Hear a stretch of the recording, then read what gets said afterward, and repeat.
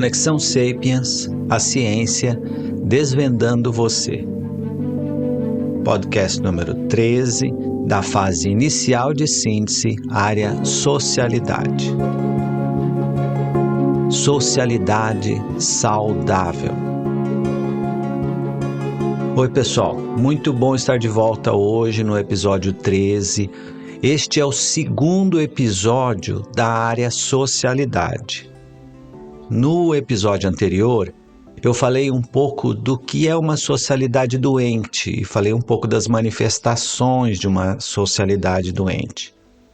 Hoje eu vou conversar a respeito do que é uma socialidade saudável.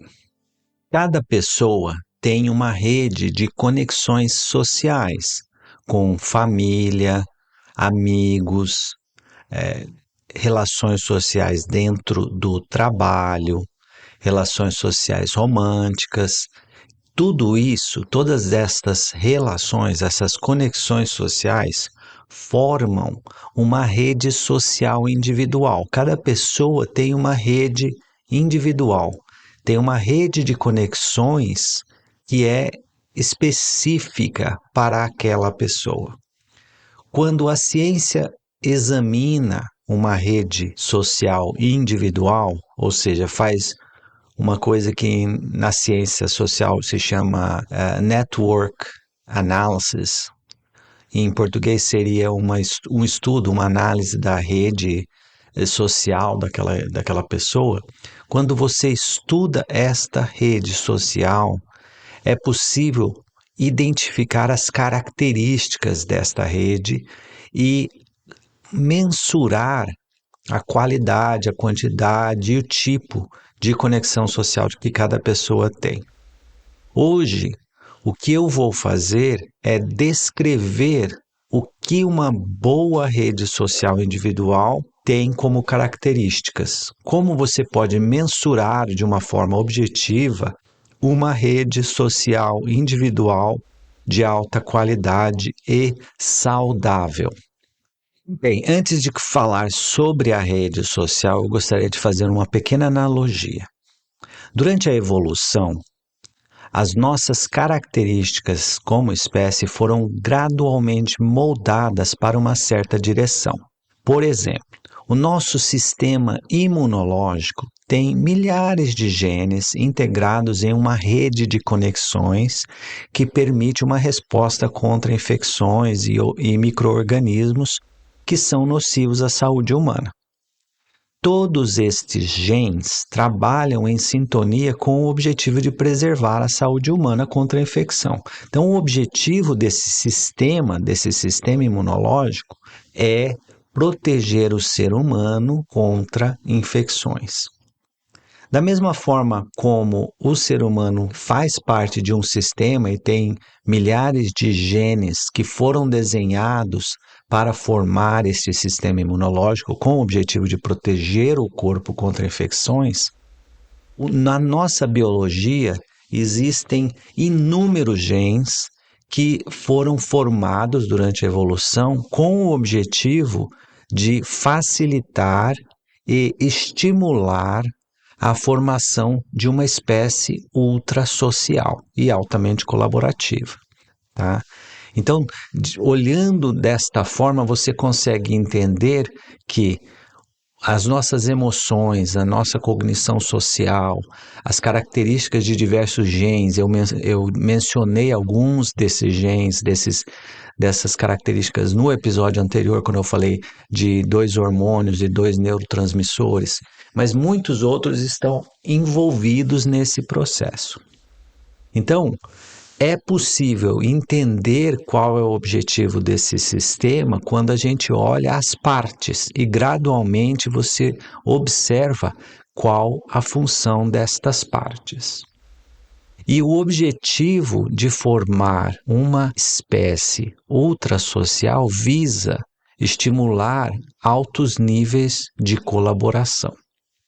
Assim como o sistema imune, como é parte de um sistema complexo que envolve milhares de genes, você pode ter variações grandes. Então, a grande maioria das pessoas hoje apresenta frequentemente alguma forma de doença autoimune ou alguma forma de alergia, que são manifestações que decorrem do sistema imunológico, porém não foram desenhadas para ser o objetivo primordial. O objetivo primordial do sistema imunológico é proteger o ser humano contra infecções e manter esse equilíbrio entre a nossa biologia e as bactérias, os micro-organismos ao nosso redor.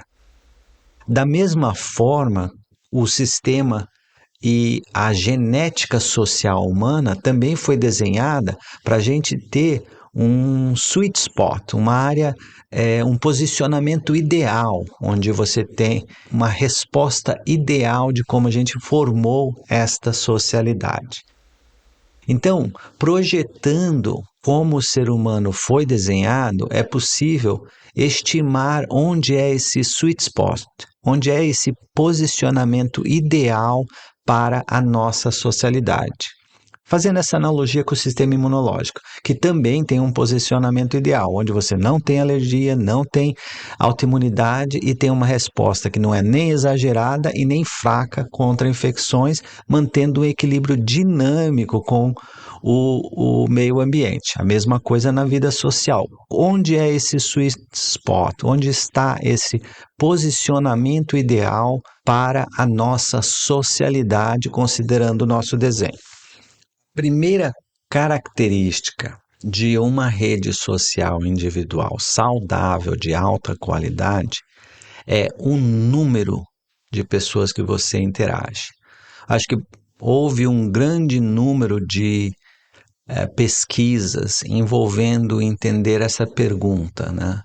E eu acho que o mais famoso é o número de Dunbar, e fala muito nessa estimativa entre 50 e 150 pessoas. Caso você queira se aprofundar nesse assunto, é fácil achar na Wikipedia o número de Dunbar Number, D-U-N-B-A-R. Mas a característica principal em relação ao número, a gente pode estimar que esteja entre 15 a 50 pessoas. Caso você queira olhar a sua rede social individual, você tem que estimar mais ou menos como você se conecta com as principais 50 pessoas da sua vida. Isso vai caracterizar a qualidade da sua rede social. É lógico que a relação mais íntima acontece com um número relativamente pequeno de pessoas, por volta de 5 pessoas, e aí você tem um relacionamento um pouco menos íntimo, mais próximo, com mais ou menos umas 15 pessoas, e depois uma relação mais superficial com 50 a 150 indivíduos. Então, ter uma relação relativamente íntima com pelo menos 5, mas entre 5 e 15 indivíduos é um número razoável para você identificar uma rede social de alta qualidade, uma rede social individual de alta qualidade. Outra característica importante, a segunda característica importante da rede social de alta qualidade é a qualidade das relações sociais. O que significa uma relação social de alta qualidade? Bem, a primeira característica é que estas relações têm uma certa intimidade, não é uma relação formal e superficial, uma relação que tem uma certa intimidade emocional e uma intimidade intelectual. As pessoas se conectam de uma forma significativa, não é oi e tchau. Além disso, uma relação de qualidade oferece uma característica que permite cada um se sentir seguro psicologicamente. Não é, quando você tem uma relação íntima de qualidade, você não se sente na defensiva, você não tem medo de que caso você fale ou faça algo, você vai ser hostilizado, você vai ser maltratado. Então, essa segurança psicológica que você sente em uma relação social de qualidade reflete a qualidade das relações. Se você olhar a sua rede social individual e identificar relações sociais nas quais você não se sente seguro psicologicamente, você se sente tenso de que você vai ser hostilizado caso você fale ou faça algo diferente, isso significa que esta relação tem uma qualidade mais pobre. Outra característica de uma relação íntima e de qualidade é a possibilidade de você se mostrar vulnerável. A vulnerabilidade é uma característica de relações íntimas de qualidade. E até tem livros a respeito de vulnerabilidade que são extremamente informativos de como as relações humanas podem melhorar em termos de qualidade, principalmente da Brené Brown. Vale a pena explorar um pouco mais esse conceito. Então, a relação tem que ter qualidade, esta relação de qualidade se manifesta com intimidade, segurança psicológica e espaço para as pessoas se mostrarem vulneráveis. Outra característica importante de uma rede social individual de qualidade, com relacionamentos saudáveis, é a diversidade. Mas por que manter relações com um grupo de amigos, pessoas diversas, diferentes, vai fazer com que a sua rede social tenha maior qualidade? Bem, primeiro, a diversidade estimula a criatividade e a inovação. Você começa a entender o mundo de forma diferente quando você conversa e se conecta com pessoas que pensam e são diferentes de você. Infelizmente, nos dias de hoje, devido à mídia social, está cada vez mais fácil formar relações com pessoas que pensam exatamente como você pensa, formando o que aqui nos Estados Unidos eles estão chamando de echo chambers, né? Câmaras de eco, onde todo mundo fica repetindo as mesmas coisas sem parar. Isso torna todo o pensamento extremamente homogêneo e mata a criatividade e a inovação. Então, formar uma rede social diversificada, com pessoas diferentes de você. Por exemplo, se você é um homem, ter amigos e pessoas e manter relacionamentos saudáveis com mulheres, ouvir as mulheres da tua vida, o mesmo vale para as mulheres, ouvir a perspectiva dos homens. Se você é um introvertido, se conectar com uma pessoa extrovertida, se conectar com pessoas de culturas diferentes. Então, a diversidade da rede social individual, quando combinada com relações íntimas e de qualidade, vai facilitar a criatividade e a inovação. Além disso, uma rede social individual diversificada permite a especialização, facilita a especialização. As pessoas podem aprender a fazer as coisas de uma forma mais eficiente e formar colaborações mais produtivas. E, por fim, diversidade na sua rede social individual vai permitir com que o seu diálogo melhore em qualidade. Isso vai facilitar e estimular o desenvolvimento da sua cognição geral. Você vai ficar mais inteligente quando você se conecta com pessoas que pensam diferente de você e essa conexão tem qualidade. Além disso, vai estimular o desenvolvimento da cognição social, emocional e moral. A diversidade na rede social individual é uma característica fundamental para o crescimento pessoal.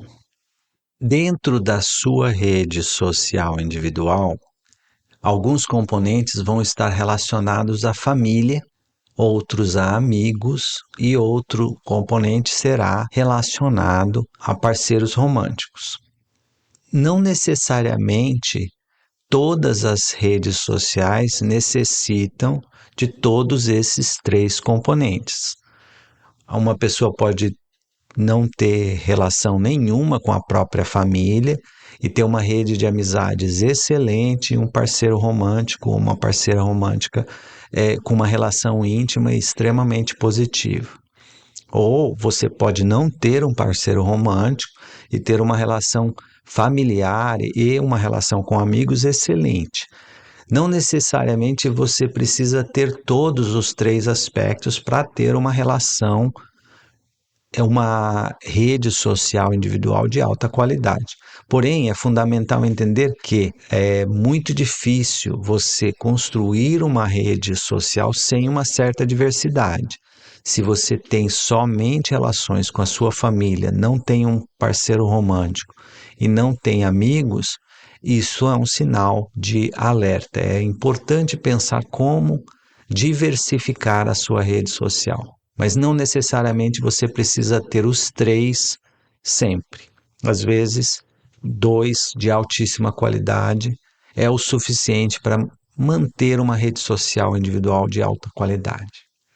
Durante a minha carreira, quando eu estava entrevistando alguém que eu iria contratar para trabalhar no departamento, eu sempre busquei entender a qualidade, a quantidade e a diversidade da rede social da pessoa.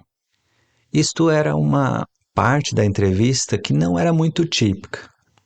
Acredito que é um pouquinho diferente da entrevista habitual. Porém, eu sempre tentei entender esta qualidade. Por quê? Uma pessoa que sabe construir uma rede social de alta qualidade, com amigos íntimos, mantém um bom contato com a família e mantém um bom contato com um parceiro ou parceira, geralmente reflete também uma pessoa que tem uma cognição social, uma cognição moral, emocional de alta qualidade e bem desenvolvida. E vice-versa. Essa característica de construir uma relação de crescimento individual nos indivíduos, nas pessoas que têm uma rede social individual de qualidade, reflete a forma como a gente foi desenhada como ser humano. Se você não tem amigos íntimos, é muito difícil você estabelecer um diálogo de qualidade. Sem um diálogo de qualidade, é muito difícil você desenvolver uma cognição moral, emocional e social de qualidade. E vice-versa. Sem ter uma cognição bem desenvolvida, é muito difícil manter uma rede social de alta qualidade. Então, existe um certo feedback, uma certa alça de retroalimentação entre uma socialidade e uma individualidade de qualidade. E então, olhando para um entrevistado pela perspectiva da rede social que esse indivíduo foi capaz de construir, oferece dicas e perspectivas de como essa pessoa está em relação ao desenvolvimento cognitivo, social, emocional e geral e moral também. Outro aspecto importante de uma rede social individual de alta qualidade é que esta pessoa se sente conectada e integrada dentro do sistema, principalmente quando abraça as características da pró-socialidade humana, que eu conversei bastante na área sistema, né, sobre o halo-cuidado, a cognição moral e a colaboração. Então, quando o indivíduo tem um conhecimento profundo a respeito da importância da pró-socialidade humana, sabe construir conexões de qualidade com intimidade, estimula a colaboração, desenvolve uma cognição moral de alta qualidade, construindo uma boa reputação e sendo respeitado ou respeitada, permite você criar um processo contínuo de melhora e crescimento, tanto social quanto individual. Esta rede social de boa qualidade protege esta pessoa dos riscos do desespero humano, né? Que são suicídio, depressão e dependência de drogas ou álcool. e vai facilitar essa pessoa a se sentir plena, se sentir completa, com mais um alto nível de pertencimento e uma sensação de identidade pessoal e de coerência individual alta. Então, pelas características positivas, que é pertencimento, coerência, identidade, ou pelas características negativas, ou seja, risco de suicídio, dependência ou depressão, você pode perceber que uma pessoa que tem uma rede social individual de alta qualidade, com as características que eu já descrevi, vai, ao longo do tempo, estar protegida dos riscos do desespero humano e vai estar muito mais fortalecida para desenvolver aspectos positivos individuais, como uma sensação alta de pertencimento, uma sensação alta de coerência e uma identidade sólida e bem estabelecida. E aí você também pode medir características da cognição em si, por exemplo, cognição moral, social, emocional e geral. Então, todas essas características refletem o desenho humano. Então, por exemplo, quando você olha a forma como a ocitocina e o gene da ocitocina e a evolução da ocitocina e a função da ocitocina evoluiu no decorrer dos milhões de anos, você percebe qual é o objetivo fundamental, que é criar uma espécie ultrasocial altamente colaborativa.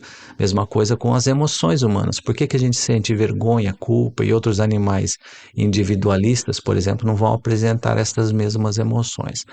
Então, pelas características do design humano, do desenho da nossa genética, a gente mais ou menos entende o que a natureza espera de cada um. E caso uma pessoa consiga construir uma rede social individual de alta qualidade com as características que eu descrevi, a chance desta pessoa chegar no final da vida com uma sensação de vida plena, completa, com menor risco de desespero e uma maior chance de felicidade, é muito maior. Eu diria que sem uma rede social de qualidade é quase que impossível chegar na terceira parte da vida sem alguma consequência individual. Nos próximos podcasts dessa área socialidade, eu irei me aprofundar mais em algum desses tópicos. Falarei um pouco mais de número, de qualidade, diversidade.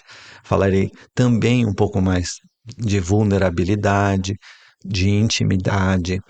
Eu vou falar bastante sobre a amizade, características das amizades, porque uma das coisas mais importantes na vida humana é a amizade. E a amizade, o amigo, um conceito extremamente vago, né? É difícil você entender o que significa ter um amigo. Então eu vou começar a conversar um pouquinho mais sobre como a ciência pode nos ajudar a entender o que é realmente a amizade e qual a importância da amizade. Vou falar também de relações românticas, né? Do amor, da parceria romântica e falar um pouco das relações com família também. Então, esta área da socialidade é uma área muito interessante, vai ser muito importante para a gente entender quem a gente é como ser humano e esse olhar mais sistêmico e não tão focado no nosso próprio umbigo vai ajudar você a entender quem a gente é lá no fundo, tá? Depois que eu acabar a área socialidade, eu vou conversar sobre individualidade, que vai ser a terceira área. Na área individualidade, eu vou falar de coisas específicas de cada pessoa, por exemplo, os valores universais humanos, como que a cognição emocional funciona, quais as funções das diferentes emoções. Vou falar também dos traços de personalidade, qual a diferença do introvertido, extrovertido e outras características da personalidade humana. Então, por enquanto, a conversa vai ficar na socialidade, eu vou me aprofundar na socialidade E a gente vai também, no final da área socialidade, fazer algumas recomendações sobre o que a gente tem que fazer para ter uma socialidade saudável. Quais são as intervenções que ajudam uma pessoa a construir uma rede social individual de alta qualidade, baseado em ciência, né? Baseado em estudos. Uma característica que eu não mencionei, mas eu vou conversar bastante, é a presença de relacionamentos sociais tóxicos. O que é uma pessoa tóxica para a tua rede social? Esta vai ser uma discussão, às vezes, um pouco difícil, né? Porque fala de situações complexas, não vai ser muito fácil, mas eu acredito que vai ser muito importante a gente conversar sobre toxicidade. Talvez uma das ações mais efetivas para melhorar a qualidade da rede social de cada um é simplesmente remover as pessoas tóxicas. Isso é uma coisa relativamente difícil, principalmente quando a gente está falando de família ou parceiro romântico, mas é talvez uma decisão que vale a pena refletir. Eu não vou falar disso hoje mais profundamente, mas eu vou dedicar um episódio somente para pessoas tóxicas. Por favor, me enviem sugestões, críticas construtivas e perguntas. Para concluir, caso você ache que este é um assunto que vale a pena, me siga no Instagram, Calde Conexão Sapiens, e, por favor, espalhe essa notícia. Tem um novo podcast, Conexão Sapiens, a ciência desvendando você. Um grande abraço do Calde. Meu nome é Calde Abdala, sou médico e tenho experiência de clínica de atender pacientes de mais de uma década, trabalhando principalmente no Hospital Sírio-Libanês, em São Paulo, e no Hospital das Clínicas da Faculdade de Medicina da Universidade de São Paulo. Eu me formei na Universidade Estadual de Londrina e fiz residência na medicina da USP, e meu doutorado também foi na FMUSP. Fiz o meu pós-doutorado no Hospital Brigham and Women's da Faculdade de Medicina da Universidade de Harvard, em Boston. Faz 24 anos que eu faço pesquisa e desenvolvimento de novos tratamentos para o câncer, com inúmeras publicações científicas. 17 anos atrás, eu mudei para os Estados Unidos e, na minha carreira dentro da indústria farmacêutica, trabalhei em várias grandes indústrias, como a Merck, a Sanofi, a AstraZeneca e a Bristol Myers Squibb. O ápice da minha carreira como executivo da indústria farmacêutica foi a posição de Senior Vice President, chefe mundial da oncologia médica de uma dessas grandes indústrias, liderando centenas de ensaios clínicos e um orçamento anual de 1,2 bilhões de reais. Como executivo da indústria farmacêutica, eu fui pioneiro no desenvolvimento da imunoterapia em câncer, membro do time que desenvolveu e lançou o primeiro medicamento de imunoterapia que demonstrou o aumento da sobrevida. Eu estive envolvido no desenvolvimento e lançamento de 7 novos medicamentos oncológicos, que hoje são utilizados em mais de uma dúzia de tumores e em várias dezenas de indicações diferentes. A imunoterapia no câncer foi uma das causas que, pela primeira vez na história, houve uma redução da mortalidade do câncer, e foi o racional do Prêmio Nobel de Medicina de 2018 que o professor James Allison recebeu.